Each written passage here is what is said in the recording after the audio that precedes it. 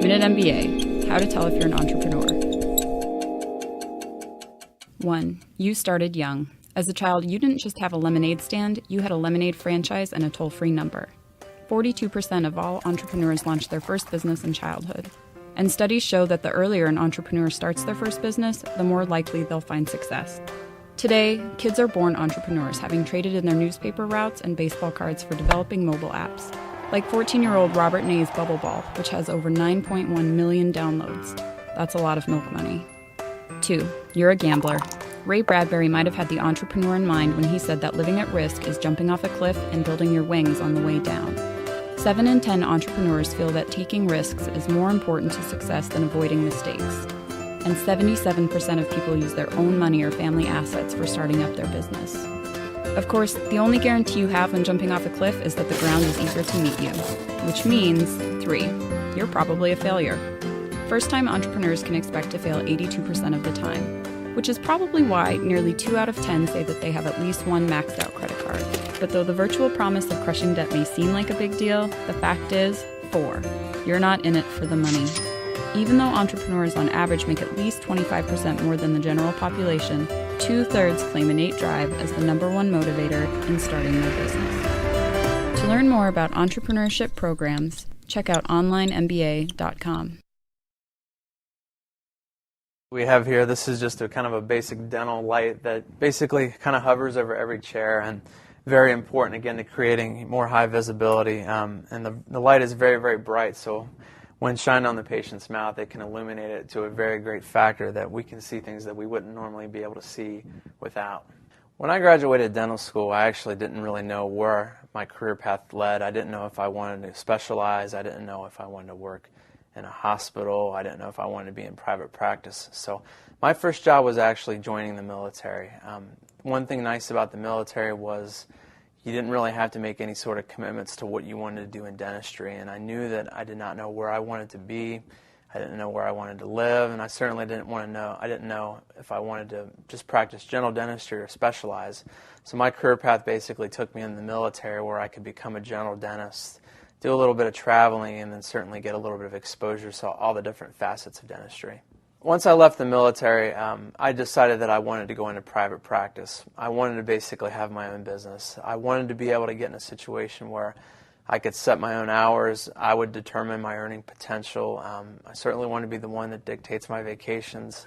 And so what I did was, when I separated, I purchased an existing dental practice. And it's from there that I basically started to build a practice of my own, that I could kind of set, all my priorities straight and kind of get the business to how I wanted it to run. I went and pursued the military because I didn't know exactly where I wanted to practice, and I didn't even know what I wanted to do in dentistry.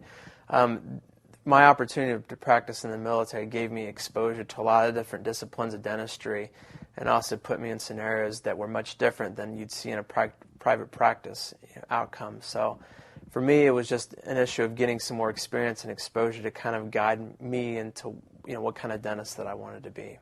In the military, certainly, we primarily deal with people that deploy and go to war. So certainly the treatment scenarios that we can present to them are much different than in private practice, because there's a lot more limitations. For example, someone who may need something really complicated that's cosmetic, they may not necessarily have time to get something like that because of their availability. Where in private practice, basically the sky's the limit. You can do whatever you want to do, or whatever the patient wants to do. So in terms of flexibility, there's a lot less flexibility in the military as far as the treatment options you can present, and basically the access and availability to care.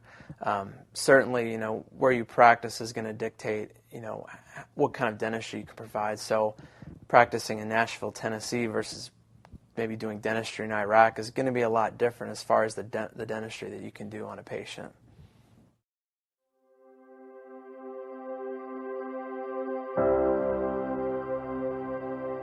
It is our nature to explore, to go places no one has ever dreamed, to redefine what is possible. It is our calling to create, to transform the world around us, to plant the seeds of change. It is our responsibility to disrupt, to laugh in the face of conformity, to create our own reality. It is our duty to lead, to show strength when others are weak, to trust ourselves when everyone doubts. We are the brave souls that are changing our culture, our economy, and redrawing the lines of the future.